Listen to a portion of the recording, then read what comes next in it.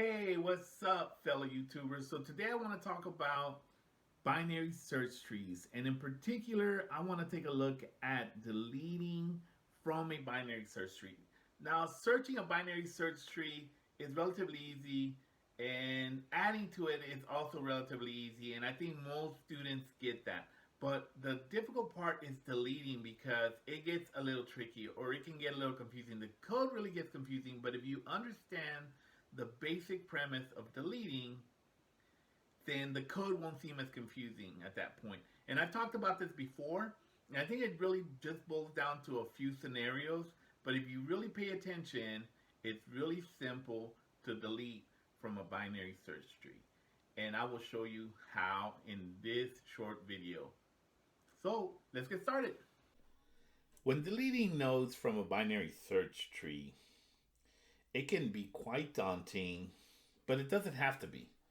If you really think about it, it's just a matter of deleting a node and reconnecting everything else that's connected. So let's say, for example, that we have this is a tree.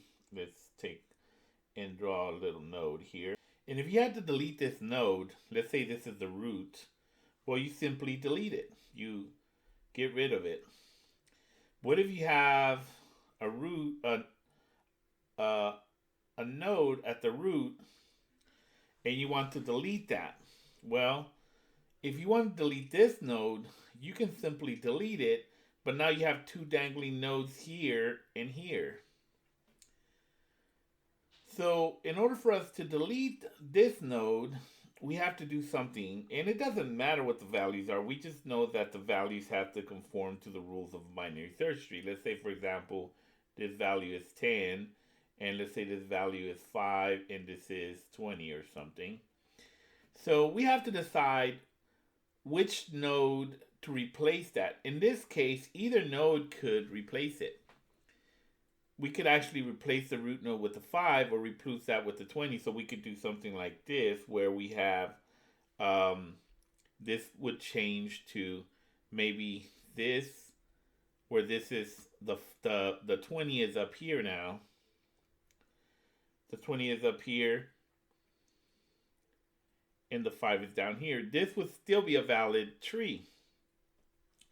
Or we could do it differently and say that instead of doing that, we take and we promote the 5 here and leave the 20 down here. But we have to just decide in our algorithm which one we're going to do.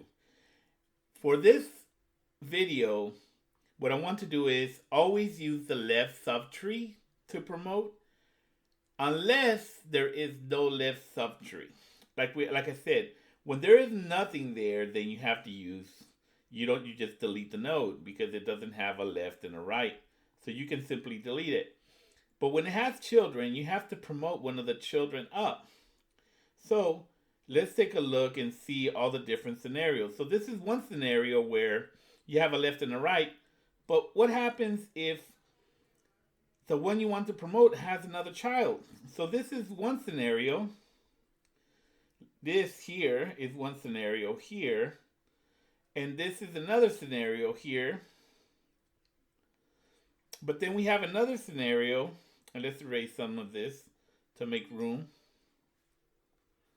for our board. So let's say that we have another scenario where we have this node has a left and a right. And it has, and we're targeting, the node that we're targeting to delete is the one up here, the one above. It's this one. So we have to now promote something. So the easiest way to do that is to promote this guy here to that location, and then everything will be fine. So if we promote that, we can simply move this node, basically delete this guy, and move this guy here. This guy is moving down here now. So this is its new parent. This becomes the root. And when I'm talking about roots, just think of it, there could be other locations, but we're talking about when I say the root, it's the one that we're actually targeting. So in that case, it's able to do that. So this is another scenario. This is scenario, let's call it 3. Let me put it down here so you can see it. 3. But what if it gets a little more complicated? And let's erase all of this. So we have 3 scenarios so far. We have 3 scenarios, and there's other scenarios where we may have other children, other dangling things. So let's take a look at another one. Let's say that we have a tree, and of course there could be other nodes, parent nodes. We don't care about that. And we have this, and now we have this, and we have this, and we're targeting this node. Well, we have to promote. We said that we'd always promote from the left. So ideally, we would promote this guy, right? But we really can't promote that guy because he has a right child here. Because that right child is there, it makes it really challenging to be able to disconnect because we'd have to figure out a way to reconnect it. So an easy way to do it would be to actually, instead of doing that, take this child, since we know that, for example, this would be 10, let's say this is 8, this would be 9, let's say this is 5 or whatever, and let me put the 10 down here so you can actually see it. So let's say that we could actually take this guy right here, this node, and swap it with this node. So now the 9 would move up here, and we can get rid of this guy. And everything is still balanced. Everything's not balanced, but in order, in it following the rules of a binary search tree, where the left is smaller than everything to the right, right? So by doing that, now we can do that. So, okay, so that's another scenario. But let's go with even one more scenario. And that scenario is, let's say that we have the same similar situation. And we have this. And now we have this. And we have this. And let's add value so we can illustrate it better. So let's say this is a 10. Well, let me draw it where you can see it. Draw the 10 there. And let's say that this is let's say a 6. This is a 4. Let's say that this is an 8. And to follow the rules, this has to be lower. So let's say this is a 7. So now we're still targeting this guy because assuming that the tree has other things, we don't care about that, right? But the thing is that now our most appropriate candidate, right, would be, ideally we would want to take this guy. But that wouldn't follow the rules, because if we take that, this guy is actually a better fit. So we can take this guy, the number 8, and swap it, but now we have a problem. Because the problem is that it has a child that's going to leave an orphan. So what we can do is take and swap the 10 and the 8. We'll put the 8 up here, or here. Swap the 8 there. And what we do is take this value and disconnect this one from here and reconnect it to this guy. And now this guy becomes, and it doesn't matter if he has other children, it's okay still.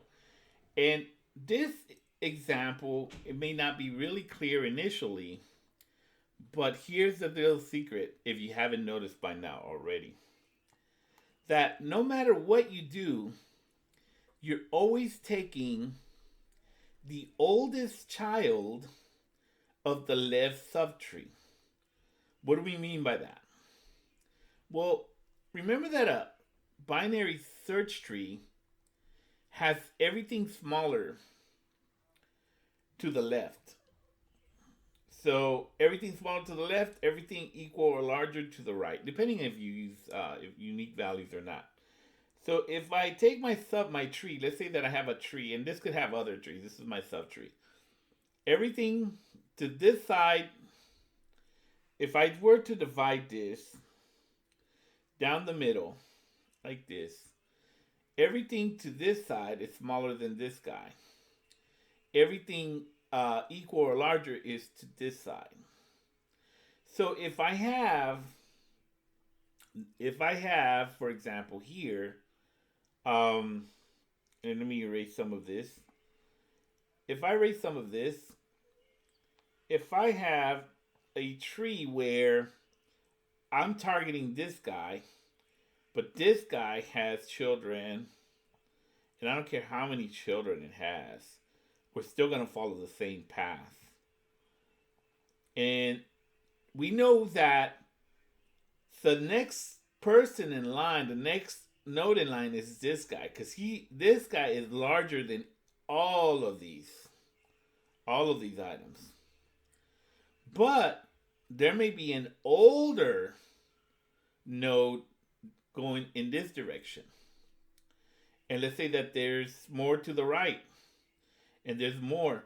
So what we can do is we find the first left child, and from there we keep going to the right until we reach the end and there's no more right children. And that's what we swap it with. The oldest or the largest node of the left subtree. So we go left once and then all the way down the right. Now, if there's no trees, if there's no rights, then of course that becomes the target. But if there is, we find the oldest one. And it doesn't matter if they have other subtrees going in this direction.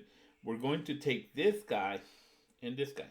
So you always take the oldest. Now, what happens if you don't have a left subtree and you're targeting this guy, but he has nothing here, but he has things to the right? Well, it works the opposite in the opposite manner, because no matter what you do, you're always going to take the youngest child of the right, the youngest, the or the smallest, not the youngest, I'm calling it youngest, but let's say the smallest node or the smallest value of the right subtree. So you go right and then all the way to the left. Now this could have things over here to the left in the same scenario, but it's still this guy the target. Until we reach the end and it has no more, we take this guy, and then of course, when we find that guy, then we can take this guy and promote him here. Basically, it becomes the left subtree, if that makes any sense. So let me erase that for a second. Maybe I can illustrate it a little bit better. So erase a lot of this. So anytime we have these trees, if we have this, no matter what, we always want to, whatever we're deleting, and notice that I'm always saying the root, but it's not really the root, because it could be one of these guys. Like for example, it could be, we're targeting this node here. This node here.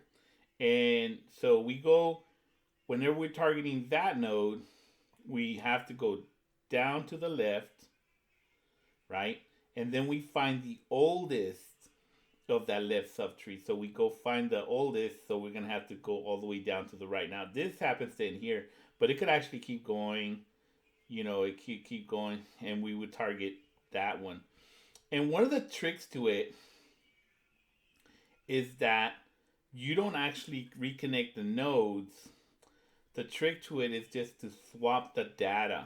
So typically nodes, when you work with them for your classes and things of that nature, you usually have integer nodes. But nodes can really be anything. They could be students, they could be full records. So whatever that value, that key is that you're searching for, well, that key, it could be like a student ID, or it could be a employee ID or something like that. That's what we're talking about here. So you find that, but you don't just swap the key, you swap the entire data. So each node, normally a node, if there's going to be a node, and the node itself has data, we'll call data for whatever the data type is, and in some languages they will even say T, and that's our data because we don't know what that data, it could be an integer, it could be a full record, it could be whatever. But typically the node is going to also have, is going to have another three node types, basically pointers, references, depending on the language. So it's going to have a left, a right, and a parent. And with those, you can navigate this however you want. So let's take a look at some code now. Now that we've explained this piece, um, if you don't have a left subtree, of course you always go to the right. Like in the case where, let's say for example, let's say we were targeting this one. If we were targeting that one here, then we would go to the right, find the youngest one. If this is the youngest, in this case, this is the youngest one, so we would take and just basically break the connection from here to here and take that and handle it. And but if it did have a youngest child, we would navigate all the way to the right till we find it, and actually we would swap this with this. We always swap with, basically what we're swapping with, we're swapping with the next value that can replace it. And the next value is usually the left subtree's oldest, which would be somewhere over here, or the right tree's youngest. Well, I'm saying youngest and oldest. It really is the left tree's largest value or the right tree's smallest value. Those are the only two things that can replace it. So it has to either go this direction if we're targeting this guy, or it has to go over one and all the way down left. And that's where it's going to find it. Now, if it doesn't have this, of course, then we just, the next one in the chain is what replaces it. Hopefully that makes sense. Let's take a look at some code now. I chose to use JavaScript simply because it allows for really fast development with data structures. But of course, if you're using something like C or C++, you'd have to convert this code. The same principles still apply. As you notice here, this where I call a node, I don't have to declare it as a new node or anything like that, like you would in one of the object-oriented programming languages or a struct in C. But it has the same characteristics where we have a value, or in other words, our data, and we have a parent, a left node, and a right node. And the root, simply we start off when we just say that the root is set to null. Here we add an element, and this just follows the typical algorithm for adding a node to the search tree. And it may be a little different than you're used to, but I think here what I did was we create a new node using the data that was passed in, and we don't exit out of here until it has a parent. So basically it's like if the new node is getting adopted, right? So if we know that if it's the root node, if the root is null, then we just set the root to it, set the root to that new value, and we're done. We return after that. But if it's not, we must have a root. Therefore, it's going to find a place where it fits in, and then we can set the parent. And of course, once the node has a parent, then we know that we're done. Our work here is done, and just that simple. I also created a print function so that it'll print the tree, and this will print the tree kind of in a sideways manner. And so it'll print everything. It'll print the tree in a sideways manner. And it's always important to print the tree because we want to be able to see what we're actually working with as we add and remove nodes. I created a find because if you want to ever find something in a tree, you have to use some kind of find, and we're looking for the value. And this is just a basic, let's start with the root. And of course, you notice I don't define root here, or I don't pass the root in, but the root is defined up here, right? So we have a root, and we just say that we start searching and we just start navigating the root. If we find the value, right, if it matches, we return that value, the current. If not, we work our way down the tree. If it's less than, we move to the left. If it's greater than, or greater than or equal to, we move to the right. And then we compare again. And we do that until we reach the end. Once we reach the end, then there's nothing more to search, and we return that it's null. So after that, we get into the real important stuff of this discussion, which is the delete. And this code, when you first look at it, it seems a little daunting. But it's really not that difficult to crack. And here's why. Basically, what we're doing here, we have the value, and we need to find where that node is. Now, you notice that when we added nodes, we actually set the parent. We always set the parent, and that's important because when we go to delete a node, we're going to need that parent in order to make the proper connections and disconnections, right?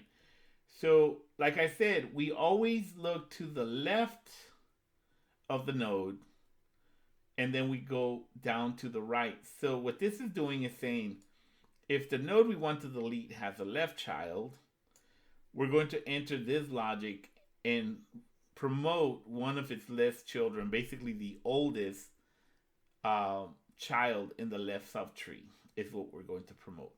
If it does not have a left child, which brings us all the way down here, we don't assume that it has a right child. We have to also check if it has a right child.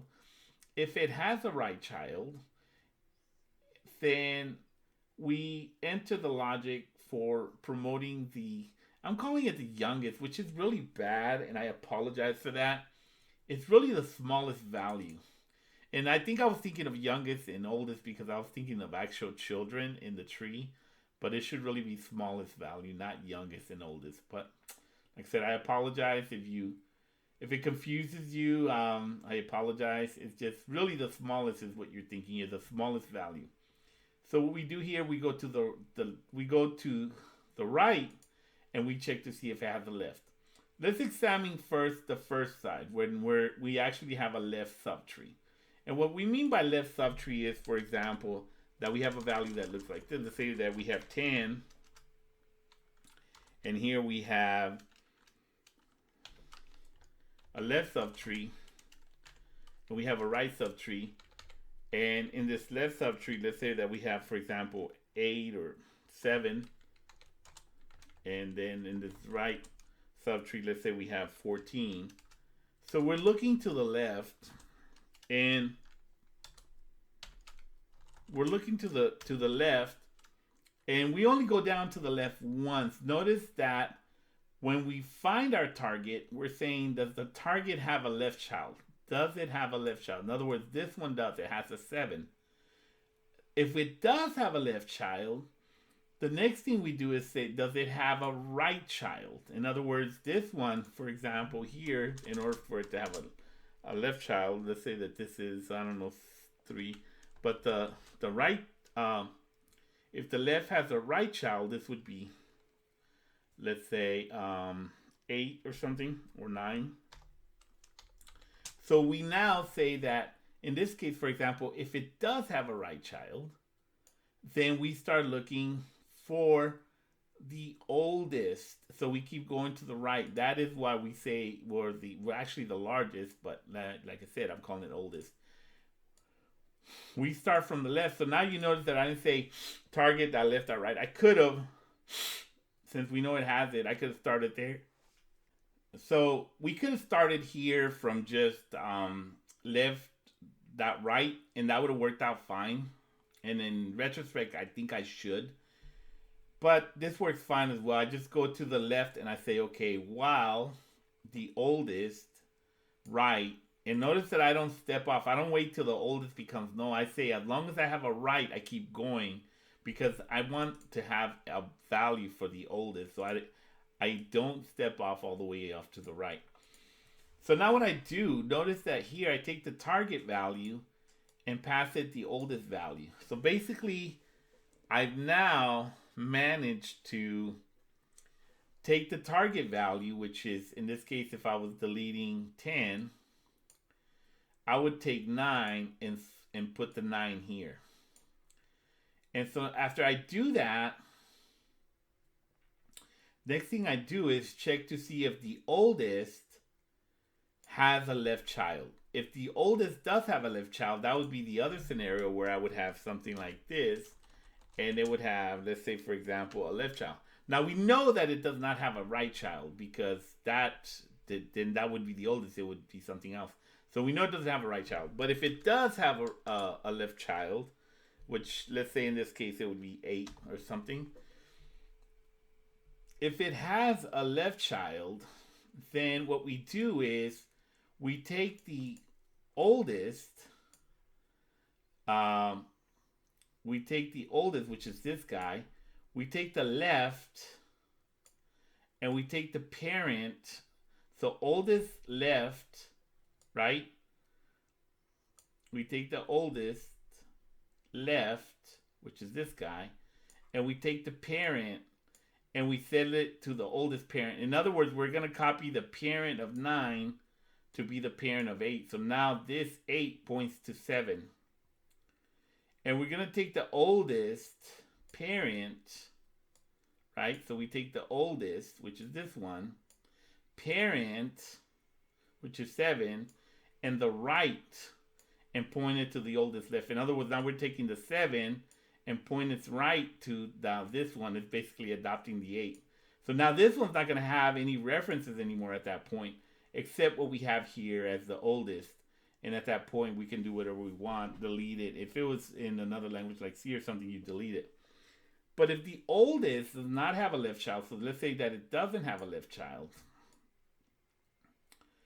then we just say that the oldest parent right is equal to null. In other words, it doesn't. We just delete it. We just delete it altogether. Now, remember, we're not really deleting the 9. We swapped the value. The 9 actually moved up here. We're just deleting because we have now a node that does not need to be there. So that's basically for the left. But what if the left, when we went target left, right, it does not have a right. So that means that this is not here. This is not here. None of this is here. So now what we have is this. We say oldest left, right. It doesn't have one. So what we do is now we come down here to the else,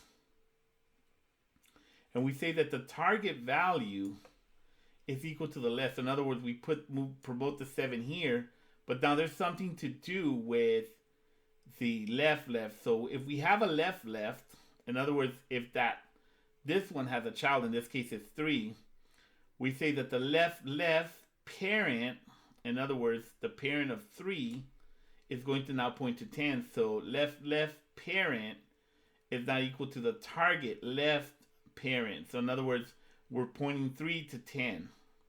And now it's going to, this will switch to where 3 is here, and we're going to delete this one here, right? So basically that's what's happening here.